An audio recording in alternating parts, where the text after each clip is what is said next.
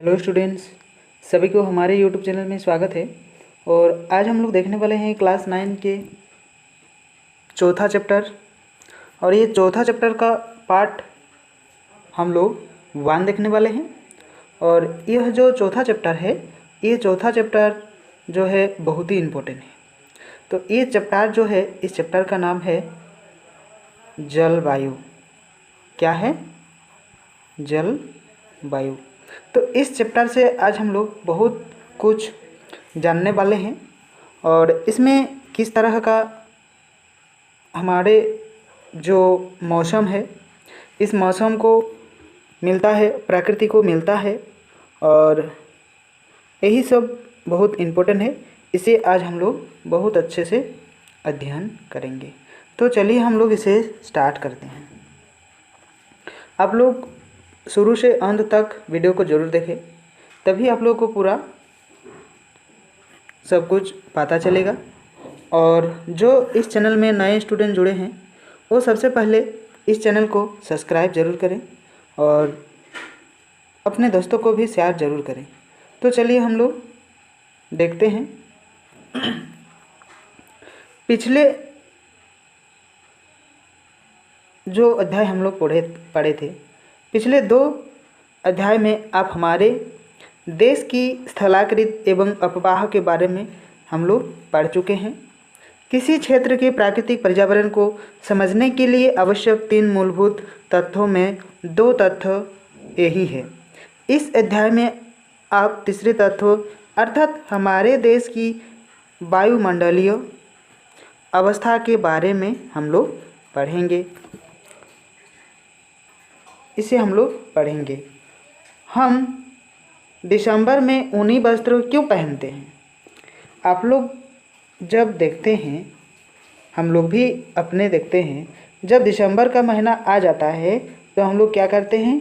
ऊनी वस्त्र को पहनते हैं। ऊनी का मतलब स्वेटर, मफलर, ये सब जो गर्म हम लोग पोशाक कहते हैं, और वही, ठीक है। अर्थात मई महीने में गर्म एवं असुविधाजनक क्यों लगते हैं? जब हम लोग को मई महीना आ जाता है तो वही चीज़ हम लोग क्यों नहीं पहन पाते? ये क्या कारण है? जब हम लोग दिसंबर में जो चीज़ पहनते हैं, ये चीज़ हम लोग मई महीना में नहीं पहन पाते हैं। इसका कुछ कारण है। क्या कारण है, इसे भी हम लोग जानेंगे।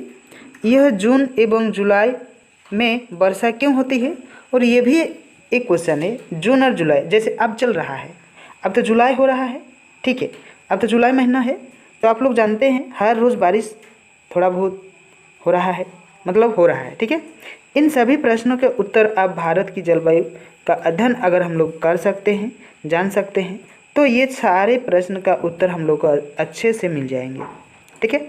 एक विशाल क्षेत्र में लंबे समय अवधि जो कि प्लस 30 साल दिया हुआ है, ठीक है, प्लस 30 साल है ना।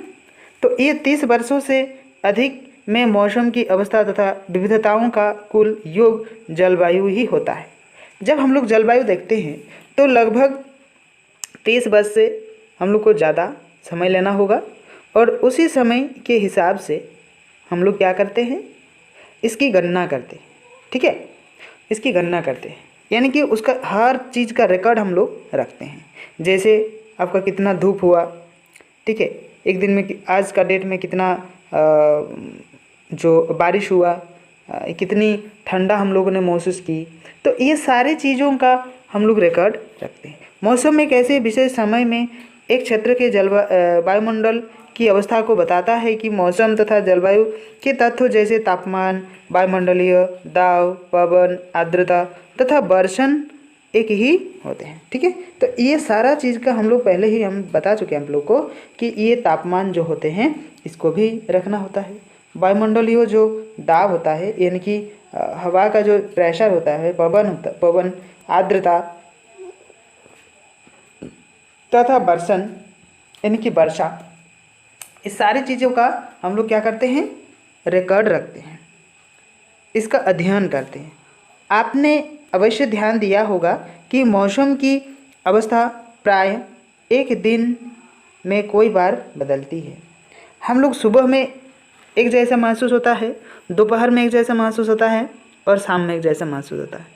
तो ये आप लोगों को पता चल गया है कि ये क्यों होता है, ठीक है। यही तो मौसम है, यही तो मौसम है। ये अवस्था अवश्य हम लोगों ने ध्यान दिया और एक दिन में कई बार बदलती है, लेकिन फिर भी कुछ सप्ताह, महीनों और वायुमंडलीय अवस्था में लगभग एक समान बनी रहती है। लेकिन एक महीना लगभग एक जैसा ही थोड़ा थोड़ा करके बढ़ता है और थोड़ा थोड़ा करके घटता है, लगभग एक जैसा। जैसे मान लीजिए आज दिन का तापमात्रा हो गया, आज दिन का तापमात्रा हो गया 25 डिग्री से लेकर 25 डिग्री सेल्सियस से लेकर मान लीजिए कि 35 डिग्री सेल्सियस हो गया, ठीक है। कल भी ऐसा ही कुछ रहेगा। तो इस तरह से धीरे धीरे धीरे धीरे वो घटता जाता है। जैसे दिन में गर्म या ठंडे, हवादार, शांत, आसमान बादल से घिरा या साफ, आर्द्रता या शुष्क हो सकते हैं। चाहे तो गर्म हो सकते हैं या फिर चाहे तो ठंडा हो सकता है या फिर शुष्क आर्द्र हो सकते हैं। महीनों औसत वायुमंडलीय अवस्था के आधार पर वर्षा, ग्रीष्म, शीत या वर्षा ऋतु में विभाजित किया जाता है। विश्व को अनेक जलवायु प्रदेशों में बांटा गया है। क्या आप जानते हैं कि भारत की जलवायु कैसी है अथवा ऐसा क्यों है? इस संबंध में हम अध्याय में पढ़ेंगे। तो इस तरह का जलवायु हमारे भारत में ही क्यों है, ये तो भी बहुत बड़ा प्रश्न है। तो इसे हम लोग को क्या, प्रश्न को हम लोग ऐसे ही छोड़ देंगे? नहीं छोड़ेंगे, इसको हम लोग एकदम गहरी से अध्ययन करेंगे, इसे जानेंगे ऐसा क्यों होता है, ये हमारे भारत में ऐसा क्यों होता है, ये हम लोग अच्छे से जानेंगे।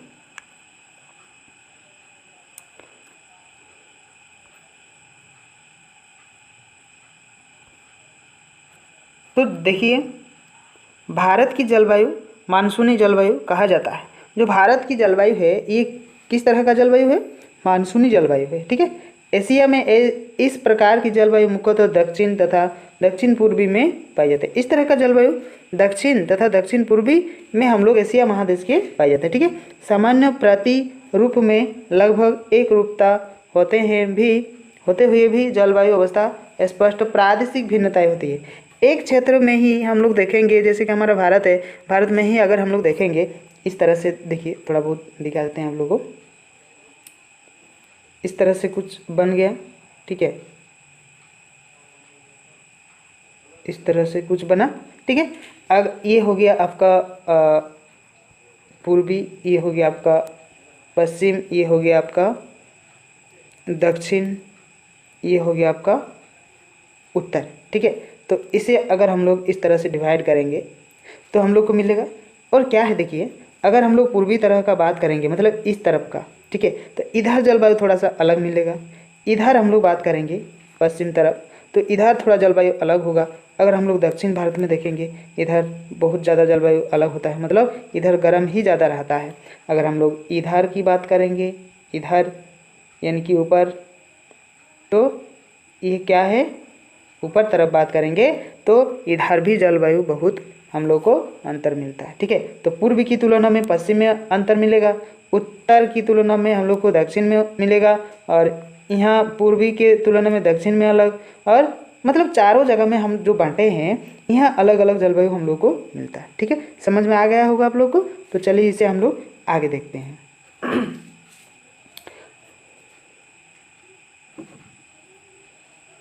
आइए हम दो महत्वपूर्ण तथ्यों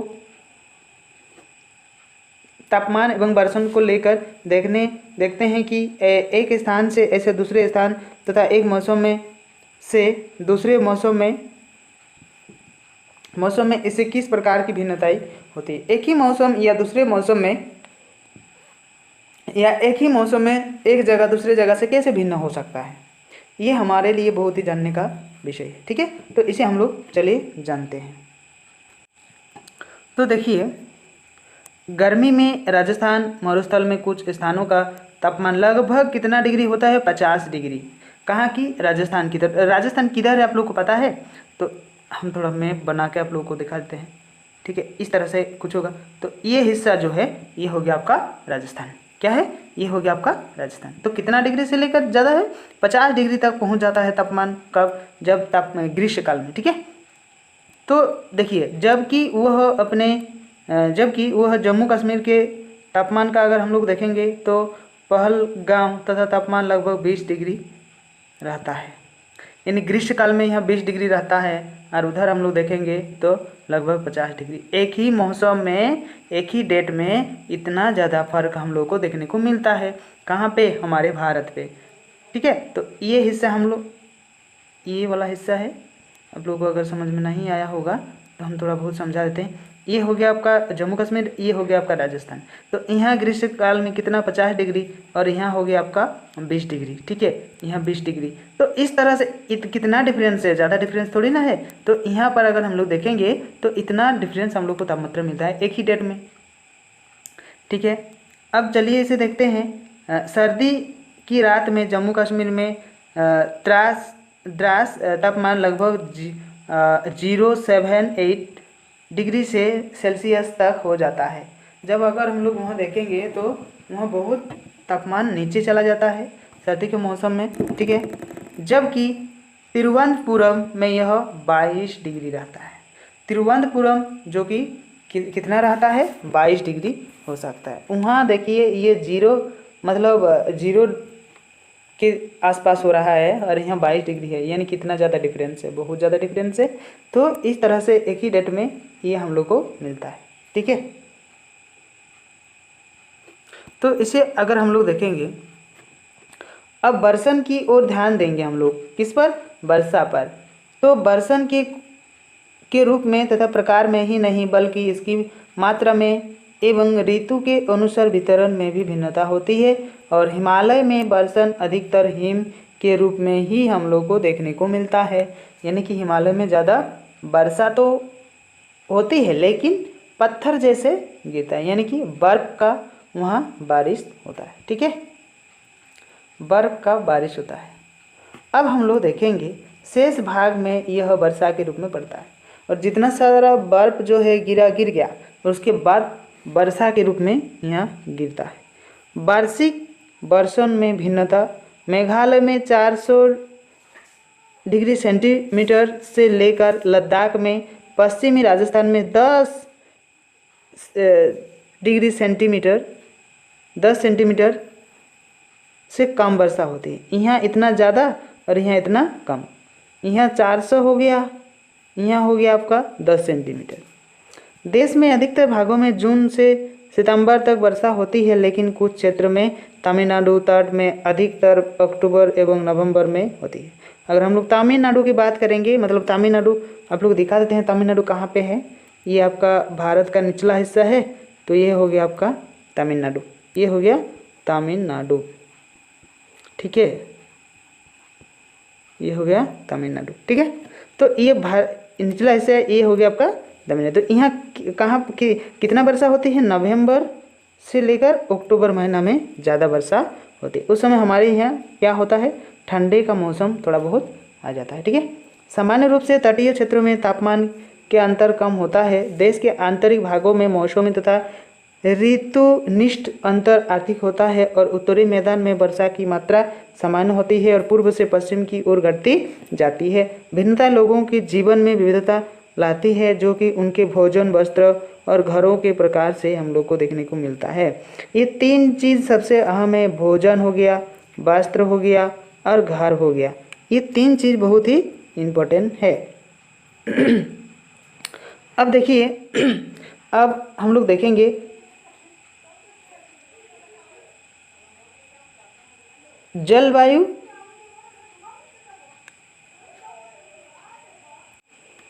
तो देखिए किसी भी क्षेत्र में जो हम लोग को जलवायु मिलता है, ठीक है, तो किसी भी क्षेत्र के जलवायु को नियंत्रण करने में हम लोग के कितने आयाम होते हैं?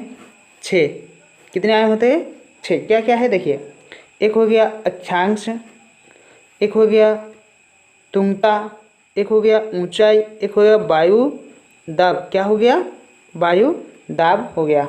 एक हो गया पवन तंत्र, दूसरा हो गया समुद्र से दूरी, कितनी दूरी पे है, और एक हो गया महासागरीय धाराएं। तो कितना हुआ? 1 2 3 4 5 6 7 हो गया, लेकिन इसी से रिलेटेड है तो इसीलिए यह। और उच्चो बच, लक्षण जो है ये बहुत ही जलवायु को नियंत्रण करने वाले कारक में से है।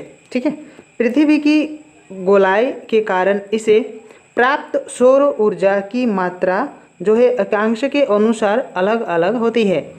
ये अक्षांश के लिए क्या होती है, ये अलग अलग हम लोग को तापमात्रा मिलता है और इसके परिणाम स्वरूप तापमान विषुवत वृत्त से ध्रुव की ओर सामान्य घटता जाता है और जब कोई व्यक्ति पृथ्वी की सतह की ऊंचाई की ओर जाता है तो वायुमंडल में सघनता यानी कि कमी हम लोग को मिलता है और यह तापमान घट जाता है और जब जब वहाँ से हम लोग बाहर जाएंगे तो वहाँ हम लोग को तापमात्रा जो है ये घटता जाएगा। ठीक है, ये हम लोग को घटता जाएगा। इसलिए पहाड़ियाँ गर्मी के मौसम में भी ठंडी लगती है। इसलिए जो पहाड़ के पहाड़ी इलाका जो है, ये पहाड़ के ऊपर हम लोग चढ़ेंगे तो जब ज़्यादा गर्मी होगा ना तो फिर वहाँ हम लोग को ठंडा महसूस होगा, क्योंकि जितना हम लोग ऊपर चढ़ेंगे इस तरह से उतना हम लोग को क्या होगा, ठंडा महसूस होगा, उतना हम लोग को ठंडा महसूस होगा। तो इस जगह के अलावा इस जगह में क्या है, बहुत ज़्यादा ठंडा हम लोग को मिलेगा। ठीक है, यहाँ हम लोग को थोड़ा गर्म मिलेगा। तो देखिए, किसी भी क्षेत्र में वायु दाब एवं पवन तंत्र उस स्थान के अक्षांश तथा ऊंचाई पर निर्भर करती है और इस प्रकार यह तापमान एवं वर्षा का वितरण को प्रभावित करता है। यह समुद्र का जलवायु पर समकारी प्रभाव पड़ता है। जैसे जैसे समुद्र की दूरी बढ़ती जाती है और प्रभाव भी क्या होता है, कम होता जाता है, कम होता जाता है। ठीक है, अब देखिए होता जाता है एवं लोग विषम मौसमी अवस्थाओं को महसूस करते हैं। इसे महाद्वीपीय अवस्था गर्मी में बहुत अधिक गर्म एवं सर्दी में बहुत अधिक ठंडा हम लोग को लगता है और महासागरीय धाराएं समुद्र से तट की ओर चलने वाली हवाओं के साथ तटीय क्षेत्र की ओर जलवायु को प्रभावित करती है। और उदाहरण के लिए अगर हम लोग देखेंगे तो कोई भी तटीय क्षेत्र जहां गर्म या ठंडी जलधाराएं बहती है वह वायु दिशा में क्या होती है, वायु की दिशा में हम लोग को समुद्र तट की ओर हो, तब यह तट गर्म या ठंडा हो जाता है। ठीक है, अब देखेंगे अंत में यह किसी भी स्थान की जलवायु को निर्धारित करने में उच्चावच भी महत्वपूर्ण भूमिका निभाती है। उच्चावच भी महत्वपूर्ण भूमिका निभाती है। ऊंचे पर्वत ठंडी अथवा गर्मी वायु को अवरोधित करते हैं। यदि उसकी ऊंचाई इतनी हो कि वह वर्षा लाने वाली वायु के रास्तों को रोकने में सक्षम हो जाते हैं तो ये उस क्षेत्र में वर्षा के कारण भी बन सकते हैं। पर्वतों के पवन विनुक्त ढाल अपेक्षाकृत क्या होता है, सूखे रहते हैं। यानी कि इतना ऊंचे में अगर हम देखेंगे तो जितना ऊंचा जाएंगे तो उतना वर्षा वाले जो वायु होता है उस तरह का वायु अगर वहाँ होगा तो वर्षा को कहीं से वो पकड़ के एकदम ज़रूर लाएगा। ठीक है, अब देखिए हम लोग देखेंगे भारत की जलवायु को प्रभावित करने वाले कारक। भारत की जलवायु को किस चीज़ से प्रभावित करता है ये कारण हम लोग अच्छे से देखेंगे। अक्षांश, ये अक्षांश रेखा क्या है इसे हम लोग जानेंगे। ठीक है, कर्क वृत्त देश के मध्य भाग में क्या है, पश्चिम से कच्छ से रन से लेकर पूर्व की मिजोरम से होकर गुजरता है। ठीक है, कर्क वृत्त जो है मतलब इस तरह से भारत बन गया। ठीक है, ये हो गया आपका जैसा तैसा। ठीक है, तो ये जो एक लाइन खींचा हुआ है ये वाला लाइन, तो ये हो गया गुजरात के कक्ष, ये हो गया आपका गुजरात के कक्ष और ये हो गया आपका मिजोरम से लेकर गुजरती है। देश का लगभग आधा भाग कर्क वृत्त के दक्षिण से स्थित हो और उष्णकटिबंधीय क्षेत्र है तो कर्क वृत्त उत्तर स्थित देशों शेष भाग को क्या करता है, शेष भाग को उपोष्ण कटिबंधीय, इसीलिए इस भाग में जलवायु में उष्ण कटिबंधीय जलवायु एवं उपोष्ण कटिबंधीय जलवायु दोनों की विशेषताएं उपस्थित यहाँ पर हम लोग को मिलता है। अब देखेंगे हम लोग ऊंचाई क्या है। ठीक है, भारत के उत्तर में हिमालय, मतलब इस तरीके से जो आप लोग पहले चैप्टर में इसे अच्छे से देखे हैं। ठीक है, ये हो गया आपका हिमालय, है ना। तो ये क्या है, ये है ऊंचाई लगभग कितना है, 6000 मीटर है। भारत की तटीय क्षेत्र भी विशाल है और तट का इलाका जो समुद्र से सटा हुआ है, ये इलाका भी बहुत बड़ा है। और अधिकतम ऊंचाई हम लोग देखेंगे तो 30 मीटर है। हिमालय मध्य एशिया से आने वाली ठंडी हवाओं में भारतीय उपमहाद्वीप में क्या करते हैं, प्रवेश करते हैं और इसे प्रवेश से क्या करता है, रोकता है। और इन्हीं के आधार पर हम लोग देखेंगे, इन्हीं पर्वतों के कारण यह क्षेत्र में मध्य एशिया की तुलना में ठंड कम लगती है। जो अगर हम लोग मध्य एशिया को देखेंगे तो इस क्षेत्र में बहुत ज़्यादा ठंड हम लोग को लगेगा, यानी कि ठंडा कम पड़ता है, मतलब ठंडा नहीं लगेगा। दूसरे जगह में ठंडा हम लोग को लगता है। अब देखिए वायुदाब एवं पवन, ये क्या है।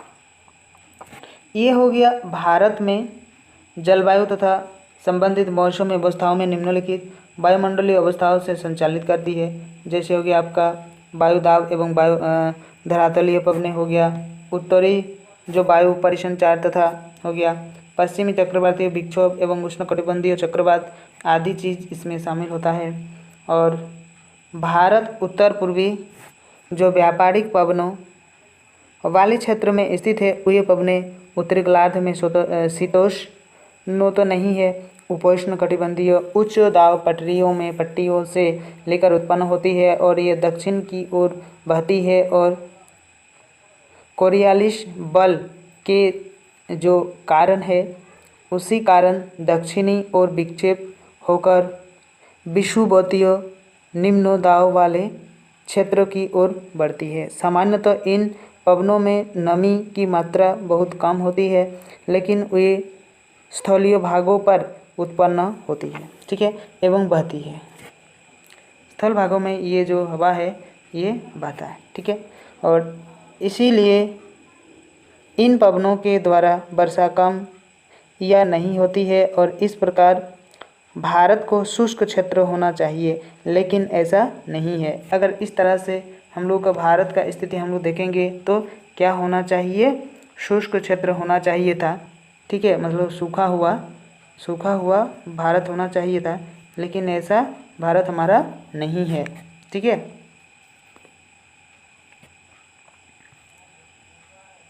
अब हम लोग देखेंगे दक्षिण पश्चिमी मानसून पवनों के नाम से जाना हम लोग को जाता है।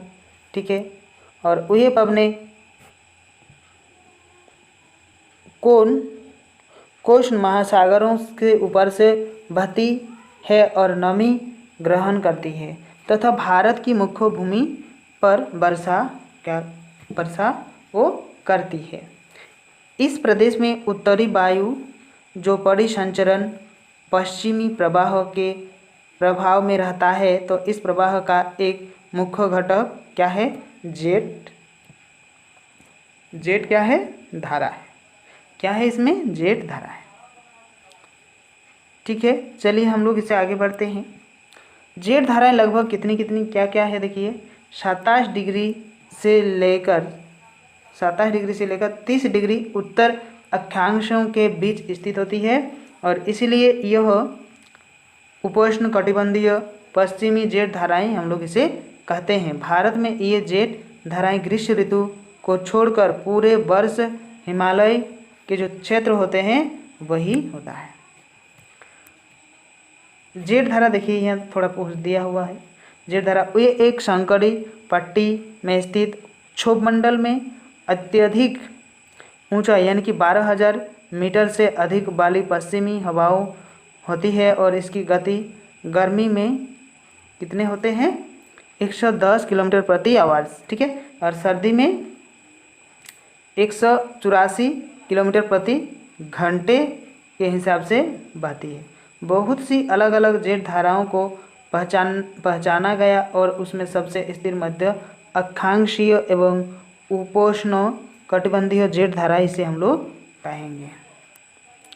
अब देखिए हम लोग देखेंगे दक्षिण में प्रवाहित होती है तो इस पश्चिमी प्रवाह के द्वारा देश के उत्तर एवं उत्तर पश्चिम भाग में पश्चिमी चक्रवाती विक्षोभ आते हैं और गर्मी में सूर्य की आभासी गति के साथ ही उपोष्ण कटिबंधीय पश्चिम जेट धारा हिमालय से ऊपर में चलती जाती है और एक पूर्वी जेट धारा जिसे कि उपोष्ण कटिबंधीय पूर्वी धारा भी हम लोग उसे कहेंगे और इसकी गर्मी के महीने में प्रायद्वीपीय जो भारत के ऊपर लगभग 14 डिग्री उत्तरी अक्षांश में प्रवाहित होती है। तो आज के लिए बस इतना ही हम लोग पढ़े जलवायु का कितना जब पार्ट पढ़े हैं हम लोग पार्ट 1 पढ़ लें। आज हम लोग पार्ट 1 पढ़े हैं और जो नए स्टूडेंट इसमें जुड़े हैं तो इस चैनल को सब्सक्राइब करें ताकि जो वीडियो अभी हम दे रहे हैं आप लोगों को तो ये वीडियो आप लोगों को मिलता रहेगा। और एक लाइक आप लोग अवश्य कीजिए। ये लाइक और सब्सक्राइब करने से आप लोग का कोई पैसा की हानि नहीं होती है, इसीलिए आप लोग एक सब्सक्राइब और एक लाइक ज़रूर करें जो न्यू स्टूडेंट है। और जो पुराना है वो लोग उन लोग को ओनली क्या करना है, देखना है और एक लाइक उसमें करना है। तो सभी को बहुत बहुत धन्यवाद।